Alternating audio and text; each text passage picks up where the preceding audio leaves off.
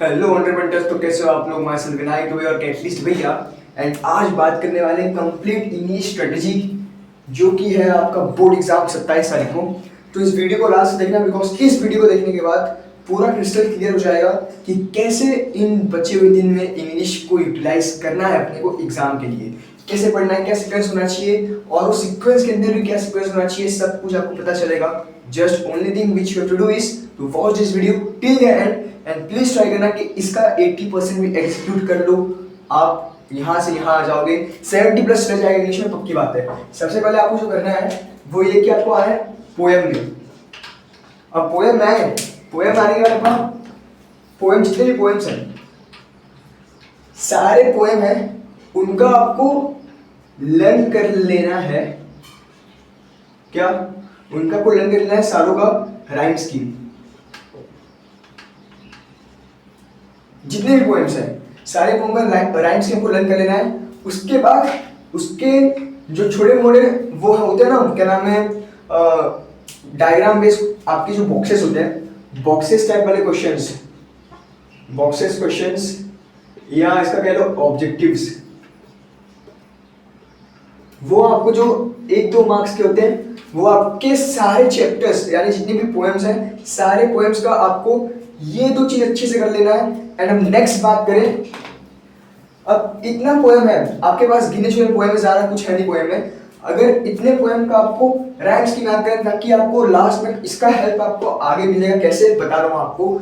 फिर जो बॉक्सेस वाले क्वेश्चन है, अब बॉक्सेस वाले क्वेश्चन है क्या है कि अगर आपको जो पैसेज आएगा पोएम का, उसमें जाके आप अगर आंसर ढूंढोगे, उस मान लो आपने नाइट ऑफ स्कॉर्पियन पढ़ लिया, ठीक है, अब उस पोएम का अगर आपको बॉक्सेस वाले क्वेश्चन ऑलमोस्ट याद है, या आपको पता है कि इसका ये आंसर है, तो आपका जब पैसेज में से ना आंसर ढूंढने का जो टाइम लगेगा वो आपका बच जाएगा। इसलिए मैं कह रहा हूँ कि कर लेना, ये तो लर्न कर लो, इसको रीड मार लो, काफी है। हर चीज आप लर्न नहीं कर सकते, बिकॉज इंग्लिश, हिंदी, मराठी बहुत वास्ट है, you can't learn everything in it. तो रीड मार लेना, इतना काफी है। पोएम में इतना ज्यादा है नहीं, पोएम आप आराम से स्कोर कर ले जाओगे। अब नेक्स्ट पॉइंट पे आते हैं, तो जो नेक्स्ट है आपका वो आता है आपका एप्रिसिएशन। अब देखो ये बड़ा इंपॉर्टेंट है, एंड मैं आपको बताता हूँ, गारंटी दे रहा हूँ कि एप्रिसिएशन में you will easily score 4 out of 5, और थोड़े और अच्छे से आप एफर्ट मारेंगे तो 5 आउट ऑफ 5 आपको आ जाएगा आराम से। अब ये जो 4 आउट ऑफ 5 का मास्टर प्लान है, सबसे पहले इससे जो पॉइंट है कि आपको ये जो मैं आपको यहाँ पे बताया उसका है यहाँ पे आएगा। देखो आपके पास जितनी पोएम्स है, नाइट ऑफ स्कॉर्पियन हो गया, रोड नॉट टेकन हो गया, ये सब जो पोएम्स हैं, किसी में राइम स्कीम है तो कोई फ्री वर्स है। रविंद्रनाथ टैगोर का जो where the mind is without fear, जैसे जो पोएम्स हैं उसके आपको राइम स्कीम्स याद कर लेना है। वही बात जो मैं ऊपर यहाँ पे बताया, उसके आपको राइम स्कीम्स कर लेना है। अब दूसरी बात कि जितने भी पोएम्स हैं इनके आपको फिगर्स ऑफ स्पीच भी याद कर लेना है, कि भैया इसमें कौन सा फिगर ऑफ स्पीच लग रहा है, मेटाफोर लग रहा है, इन्वर्जन लग रहा है, हाइपरबोल लग रहा है, और या तो एलिट्रेशन, रिपीटिशन, ये तो कॉमन ही आ जाएगा विद एग्जांपल, ठीक है। अब इसमें एक मास्टर प्लान ये आता है जो कि आपको हल्का सा आगे करेगा, कि इसमें मैं बताना भूल गया, आपके जितने भी पोएम्स है ना, इसमें आपको सारे पोएट के नेम याद कर लो, नेम याद कर लो, ठीक है, जितने भी पोएट हैं। यानी कि जो द रोड नॉट टेकन है वो किसने लिखा था, रविंद्रनाथ टैगोर हो गए।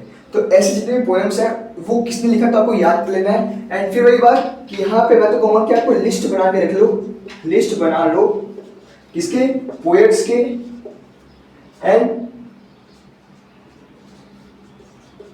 राइम स्कीम का, ठीक है। जितने भी पोएट हैं, क्या होता है मैं आपको बता रहा हूँ कैसे कह रहा हूँ। एक व्हाइट पेपर लो, जस्ट एक व्हाइट पेपर लो, व्हाइट पेपर पे आपको एक साइड पोएट का नाम लिखना है, मेरा चैप्टर का नाम हो गया, पोएट का नाम हो गया, एंड फिगर ऑफ ये हो गया, क्या नाम है, राइम स्कीम हो गया। चैप्टर पोएट नंबर 2 पोएट का नाम, फिर उसका rhyme scheme, poet number 3 poet का नाम, राइम स्कीम। इससे आपको इजीली क्लिक हो जाएगा। बाय चांस एग्जाम में आपको ना ये सब के मार्क्स मिलेंगे, ये जो राइम स्कीम हो गया उसका हो गया, फिर आपका क्या नाम है, ये पोएट का हो गया, मार्क्स हो गया, फिर फिगर ऑफ स्पीच हो गया, मार्क्स हो गया। ये सब चीज पॉइंट होंगे, इनको आपको हाईलाइट करना है। और दूसरी बात कि मैं आपको बताऊंगा, मैं आपको तुम्हें कैटलिस्ट शीट आपको मैं देने वाला हूँ एप्रिसिएशन के ऊपर। इनफैक्ट मैं खुद आके यहाँ पे आपको फॉर्मूला बताने वाला हूँ कि आपको कैसे एप्रिशिएशन अटेम्प्ट करना है कि आपको पूरा मार्क्स मिल जाए या वर्स्ट केस में 4 मार्क्स को 5 में से मिल जाए, ये मेरे ऊपर है। आपको जो करना है, आपको ये 3 संभाल लेना है, बाकी मैं संभाल लूंगा। कुछ फॉर्मेट्स बताऊंगा, उस फॉर्मेट आपको लिखना है, लिख लो, काम हो जाएगा। अब आते हैं, एप्रिसिएशन भी क्लियर हो गया, पोएम वाला पार्ट भी क्लियर हो गया, ये चीज याद रखना, इसको भूलना मत। अब इसमें एक और चीज होगा भी क्लिक हो गया, वो ये है कि जितने भी आपके पोएम्स है, ठीक है, वो पोएम्स के रिलेटेड आपको 1-2 कोट्स फाइंड करके रख लेना है भैया, फाइंड कर लो। जैसे कि टाइप आप कोट्स पोएम के रिलेटेड की पोएम के टाइप हिसाब से, जैसे कोई पोएम है आपका वो मोटिवेशनल है, तो कोई पोएम थोड़ा सा इमोशनल है, जैसे नाइट ऑफ स्कॉर्पियन हो गया, कोई मोटिवेशनल है, कोई इमोशनल है। तो ये सब पोएम्स है, उसके रिलेटेड को मोटिवेशनल कोट्स फाइंड करके रख लेना है कि भैया इस पोएम अगर ये आता है उसमें ये कोट ऐड करूंगा। और जब आप उसका जब ब्रीफ लिखोगे ना, तो आप जब पोएम का जब ब्रीफ लिखोगे तो उसके अंदर आपको कोट्स ये ऐड करना है, एंड साथ में ये पोएट का भी नाम ऐड करना है। कि मैं आपको एग्जांपल से बताऊंगा, टेंशन मत लेना। अभी आपके पास आज कितना है, आज आपका 24 है, 24, 25, 26 3 दिन है। 3 दिन में आपको मैं इस लेवल पे लेके चला जाऊंगा कि आप इंग्लिश में फोड़ के आओगे, मेरी गारंटी है। तो कैसे करना है उसमें आगे आने वाले वीडियोस में बताने वाला हूँ। फिलहाल में टाइम कंस्ट्रेंट को ध्यान में रखते हुए, and I also want to go college, ये वीडियो भी 7 बजे शूट हो रहा है, तो थोड़ा सा फास्ट निकलना पड़ेगा, इसलिए मैं, बट इट डजंट मीन कि मैं आपको कुछ भगा के लेके जाऊंगा, टेंशन मतलब मैं अच्छे से बता के लेके जाऊंगा। अब नेक्स्ट पार्ट पे आते हैं। नेक्स्ट स्टेप में क्या करना है, देखो जो मेन टॉपिक था आपका, वो यहाँ से आपका 30% इंग्लिश कवर हो गया है, जो कि है पोएम एंड एप्रिशिएशन के फॉर्म में। Fast fast fast fast fast. अच्छा एक चीज बताऊं, ये जो ब्लैक मार्कर है ना यार, ये ब्लैक मार्कर धप्पा बहुत तगड़ा आता है यार। अब आते हैं आपके तीसरे सेक्शन में, जो कि आपका ग्रामर है। अब मेरी बात ध्यान से सुनना, ये जो ग्रामर है यही डिसाइड करेगा कि आपको इंग्लिश में 70+ आ पाएगा या नहीं आउट ऑफ 80। क्योंकि स्टार्टिंग में आपका ग्रामर आ जाता है, लैंग्वेज स्टडी के नाम पे जो 10 मार्क्स का डू एस डायरेक्टर का सेक्शन आता है, उसमें ग्रामर आ जाता है। अब ग्रामर, उसमें बहुत सारे टॉपिक्स हैं, वो टॉपिक्स आपको कवर करना पड़ेगा। तो सबसे पहली बात, अगर आपको ग्रामर के मोस्ट इंपॉर्टेंट टॉपिक्स चाहिए 10/10 लाने के लिए ग्रामर के अंदर, तो कमेंट कर देना, मैं पूरे ग्रामर के टॉपिक्स का लिस्ट लेके आ जाऊंगा। इन्हीं टॉपिक में से क्वेश्चन आएगा, इनके बाहर से क्वेश्चन नहीं आएगा। वो पढ़ने का आप अच्छे से यूट्यूब पे बहुत अच्छे टीचर्स पढ़ाए, उनमें से आप बस देख लेना। अब क्या करना है, देखो सबसे पहले तो आपको जितने भी ग्रामर आपको पता है टॉपिक्स, सारे टॉपिक्स पे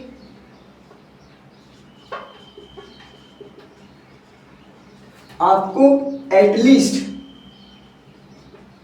15 क्वेश्चन कर लेने हैं, क्योंकि वैरायटी आ जाएंगे कि भैया इसको ऐसे करते हैं, अगर इस टाइप का क्वेश्चन आ गया तो कैसे करते हैं, इस टाइप का क्वेश्चन आ गया तो कैसे करते हैं। ये नहीं कि 2-3 क्वेश्चन करें फिर आगे बढ़ जाए, आपके पास टाइम है यार, और बहुत टाइम लगेगा, आपको कॉन्सेप्ट समझना है। और दूसरी बात ये है कि ग्रामर में कुछ इंपॉर्टेंट टॉपिक्स अभी मैं आपको बता देता हूँ, जैसे कि टेंसेस से क्वेश्चन आता है, एक्टिव पैसिव वॉइस से क्वेश्चन आता है, क्वेश्चन टेक्स्ट से क्वेश्चन आता है। तो ये सब जो टॉपिक्स हैं, इनको अच्छे से मास्टरी कर लो कि अगर इनके ऊपर घुमा के भी क्वेश्चन आया तो इसमें से मार्क्स मैं स्कोर कर ले जाऊंगा। कोई भी टॉपिक आ जाए, कितना भी टफ क्यों ना आ जाए। और लास्ट पॉइंट इस ग्रामर में आता है कि जो आपका डिग्री ऑफ कंपैरिजन है, डिग्री ऑफ कंपैरिजन, ये आपका मोस्ट इंपॉर्टेंट है एंड कंफ्यूजिंग भी है, क्योंकि यहाँ पे मार्क्स बच्चों का कटता है कि भैया पूछिए इसको कंपैरेटिव में कन्वर्ट करो, कर दिया सुपरलेटिव में, फॉर्मेट नहीं पता। तो इसलिए इस वाले टॉपिक को अच्छे से कर लेना। ये मोस्ट, मैं पर्सनली मानता हूँ कि थोड़ा सा टफ है, वो मैं नहीं कह रहा हूँ गुड बेटर बेस्ट, ये मैं नहीं कह रहा हूँ। जो सेंटेंस वाला आता है ना, कन्वर्जन वाला, वो हल्का सा ट्रिकी पड़ता है। मुझे पर्सनली फील हुआ था क्लास 10th में भी, क्लास 12th में भी। तो ये लोगों अपने हिसाब से मैं बता रहा हूँ, अगर आपको ये नहीं लग रहा है तो यू कैन स्किप इट। मैंने आपको ये कि आपको जो आपको सारे topics, all topics you have to do, and ये उनके ऊपर जो 15 क्वेश्चन आपको करना है, इतना कर लो, ग्रामर का काम आपका आराम से हो जाएगा। अब नेक्स्ट पॉइंट पे आते हैं, जो और मेन है वो है आपका राइटिंग स्किल्स। राइटिंग स्किल्स इसका इनका खत्म हो गया। अब राइटिंग स्किल्स की बात करते हैं भैया। राइटिंग स्किल्स आपका हाईएस्ट वेटेज कैरी करता है, क्योंकि इसमें आपके लेटर राइटिंग आते हैं, फिर आपका आता है इंफॉर्मेशन ट्रांसफर, फिर आपका आता है स्पीच राइटिंग, फिर एक्सपेंशन, फिर आपका लास्ट में स्टोरी। ठीक है, तो मैं आपको बताऊं कि आपको राइटिंग स्किल्स में करना क्या है। राइटिंग स्किल्स सबसे पहले आपको फॉर्मेट का प्रैक्टिस कर लेना है भैया, फॉर्मेट का प्रैक्टिस कर लो। जैसे कि सिंपल सा बात है कि लेटर राइटिंग है, फिर कह रहा हूँ लेटर राइटिंग में सिर्फ आपको फॉर्मल लेटर ही अटेम्प्ट करना है, तो फॉर्मल लेटर का फॉर्मेट पता कर लो कि भैया स्टार्टिंग में सेंडर एड्रेस, फिर डेट आएगा, फिर आपका टू सब्जेक्ट रिसीवर एड्रेस, इस टाइप में बता रहा हूँ। तो इस तरीके से आपको फॉर्मेट पता होना चाहिए, ताकि क्वेश्चन किसी भी टॉपिक पे आए, चाहे कंप्लेन लेटर आ जाए, चाहे रिक्वेस्ट लेटर आ जाए, या चाहे इन्विटेशन लेटर आ जाए, आपको फॉर्मेट पता है तो बस आपको उस फॉर्मेट में फिल करना है। बीच में आप थोड़ा बहुत घुमा फिरा के ऐड कर लोगे तो आपको एटलीस्ट 3 मार्क्स मिल जाएगा, 2.5-3 मार्क्स मिल जाएगा अच्छे से। तो इसलिए फॉर्मेट का प्रैक्टिस कर लो, चाहे जो भी हो आपके, कौन से मेन है आपके, वहाँ पर लेटर हो गया, फिर आपको इंफॉर्मेशन ट्रांसफर हो गया, फिर आपका वो हो गया स्पीच हो गया, फिर आपका जो नेक्स्ट है स्टोरी हो गया, एक और बच रहा है वो है एक्सपांशन ऑफ आइडिया। अब ये हो गया। अब नेक्स्ट पॉइंट ये है कि जो आपका इंफॉर्मेशन ट्रांसफर है, इंफॉर्मेशन ट्रांसफर, उसमें आपको 5 में से 5 मिल सकता है, बशर्ते आपको वर्बल टू नॉन वर्बल में जाना पड़ेगा, यानी जिसमें आपको बराबर है सारे पैराग्राफ दिया रहेगा, यानी क्या दिख देता हूं, पैराग्राफ आपको दिया रहेगा, उससे आपको उसका फ्लो चार्ट टाइप का बनाना है, फ्लो चार्ट बना लो या टेबुलर फॉर्म बना लो, इसमें आपको 5 में से 5 आ सकता है। लेटर में आपको 4 आ जाएगा, मेरी गारंटी है। मैं आपको मैं वीडियो दे दिया हूं लेटर राइटिंग का, आपको सारे वीडियो देखना है विजय सीरीज का, लेटर राइटिंग का वीडियो डाला हूं मैंने, स्पीच का डाल दिया है, तो आपको उनको देखना है। स्पीच में भी आपका 5 भी आ सकते हैं, ये भी मैं बता दे रहा हूँ। आईटी यानी इंफॉर्मेशन ट्रांसफर में भी आप 5 में से 5 ला सकते हो, नहीं तो 4 आ ही जाएगा। स्टोरी एक्सपांशन थोड़ा सा अटक रहा है, तो उसके ऊपर प्लान कर लेंगे कैसे क्या करना है, इतना कर लो। ये आपका राइटिंग स्किल्स भी आपका सेट है। अब लास्ट टॉपिक पे आते हैं, जो कि थोड़ा सा नहीं बहुत ज्यादा इंपॉर्टेंट है, और वो वेटेज कैरी करता है भैया, और वो चीज है आपका प्रोस। अरे यार पता है कि ब्लैक मार्कर कर रहा है, जब भी ब्लैक से लिख रहा हूँ, देख रहे हो।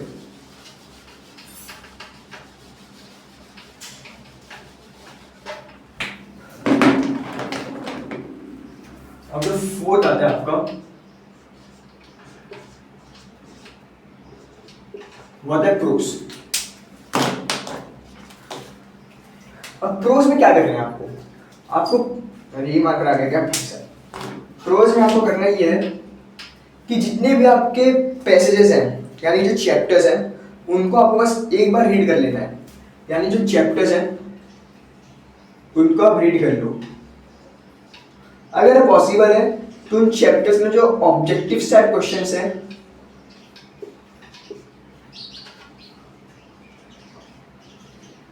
उनको आप लर्न कर लो, और अगर पॉसिबल है तो उस ऑब्जेक्टिव्स के अंदर जो आप लर्न कर लिए उसके अंदर जो वोकैबुलरी है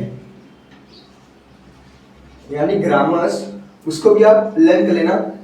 किस लिए कह रहा हूं, क्योंकि जो ये वोकैबुलरी है, अगर मान लो आपको एक चैप्टर आ गया, एयर फील्ड मार्शल वाला जो आपका चैप्टर है वो आ गया, अब उसमें जो वोकैबुलरी रहता है पैसेज, वही वोकैबुलरी जो वर्कबुक में रहता है उसी के सेम क्वेश्चन आपको एग्जाम में आपको देखने को मिलेगा। तो अगर पॉसिबल है तो अगर आपने साल भर इंग्लिश थोड़ा भी पढ़ा होगा, थोड़ा थोड़ा करके, तो आपको थोड़ा बहुत याद हो गया होगा, तो एटलीस्ट प्रोस को रीड कर लो, चैप्टर्स को। चैप्टर्स में आपको ऑब्जेक्टिव्स है जो जैसे होता है टेबल फॉर्म का, कंप्लीट द फॉलोइंग एक्टिविटी, इस टाइप के जो क्वेश्चंस है उनको अच्छे से लर्न कर लो अगर पॉसिबल है तो। वोकैबुलरी आपको एग्जाम के पॉइंट ऑफ व्यू से इंपॉर्टेंट, इसलिए उसको भी लर्न कर लेना।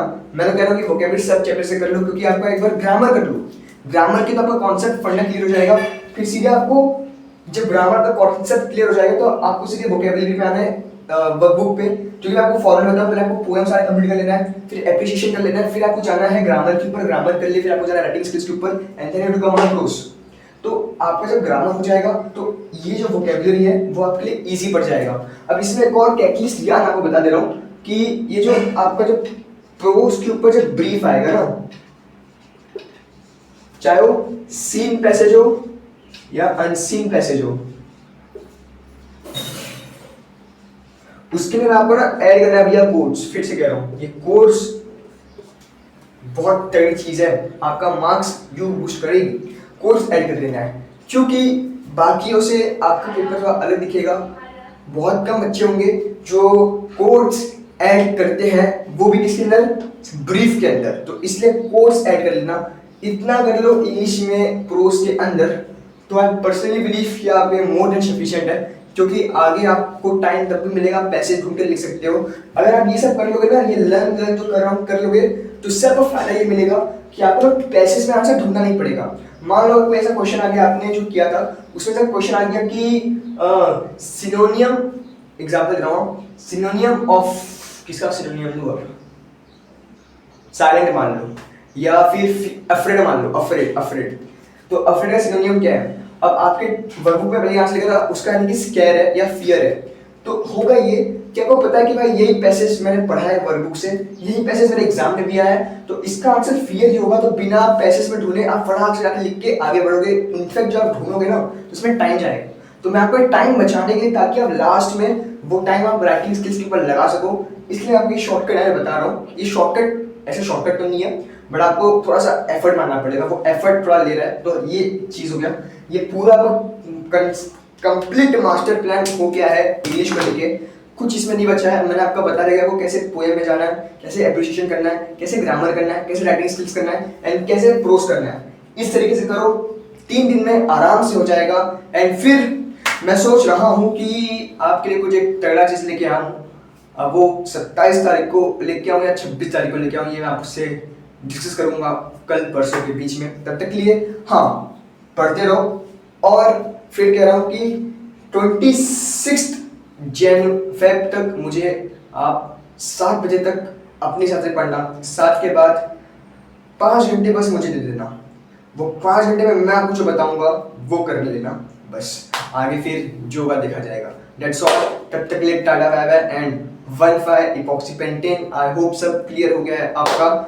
अब मैं एकदम अच्छा फील कर रहा हूँ कि यस, मैंने जो कहा था कि मैं बताऊंगा आपको, सुबह सुबह मैं बता दूंगा। बिकॉज अगर मैं नहीं बता पाता अभी, तो फिर मैं कॉलेज जाता, मैं आता शाम के 5 बजे तक घर पे, फिर दोबारा शूट करना पड़ता, तो आपको वीडियो बहुत लेट मिलता एंड तब तक आपका हाफ ऑफ द डे चला गया होता। तो इसलिए मैं अभी शूट कर लिया हूँ। 7:10 हो गया है, मुझे निकलना है भैया 7:25 को, ट्रेन पकड़ना है। 7:50 का कॉलेज है मेरा, 9 का घर पे आऊँगा 5 को। एंड फिर प्लान करेंगे आपके आगे के लिए। कल मेरे कॉलेज से वो आ गए थे, असाइनमेंट्स बहुत आ गए थे यार, वो असाइनमेंट कर रहा था। फिर आपके लिए प्लान कर रहा था किस फॉर्मेट आपको बताना है। मैं सोचा कि प्रोज लगाऊं, फिर वो क्लिक हुआ मराठी का कि भैया मराठी में भी बच्चों को हेल्प हुआ था कि प्रोज लास्ट में रखो ताकि वो आराम से पढ़ सके, उनको याद रहेगा। इसलिए मैं फिर से प्रोज वाला सेक्शन लास्ट में रखूँ, उसमें पढ़ना बहुत चीज़ है। That's all. मिलते हैं आने वाले वीडियोस में। हाँ, ग्रामर में इंपॉर्टेंट टॉपिक जानना है तो बता देना, मैं लेके आऊँगा। अगर नहीं बताओ तब भी मैं लेके आऊँगा, टेंशन मत लो। इसमें क्या बोलना कि भाई कमेंट वगैरह में लेके आऊँगा, डोंट वरी। इंपॉर्टेंट टॉपिक से मैं लेके आऊँगा, मेरे साइड से जितना हो सकता है मैं बेस्ट दूंगा आपके लिए। बाकी आपके ऊपर है एंड भगवान के ऊपर है। That's all. तब के लिए फिर से once again बाय बाय। अच्छे से पढ़ाई करते रहो।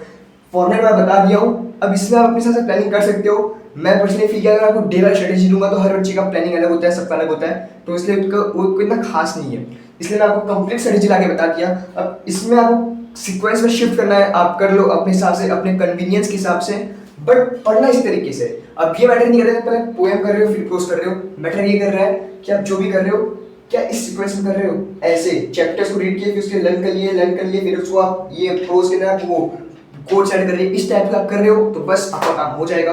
बिकॉज शायद कान ऐसे पकड़ो या कान ऐसे पकड़ो, पकड़ना आपको कहानी है, ऐसे पकड़ो ऐसे पकड़ो, ऐसी कुछ है ना, तो पकड़ना आपको कहानी है। तो सिमिलरली इसको पहले करो, इसको लास्ट में करो, मैटर नहीं करता। मैटर नहीं करता जो आपको जिस फॉर्मेट में बताया गया है उस फॉर्मेट में कर रहे हो, काम हो जाएगा। ओह शिट यार, मैं माइक लगाना भूल गया। शिट यार, आई एम एक्सट्रीमली सॉरी यार।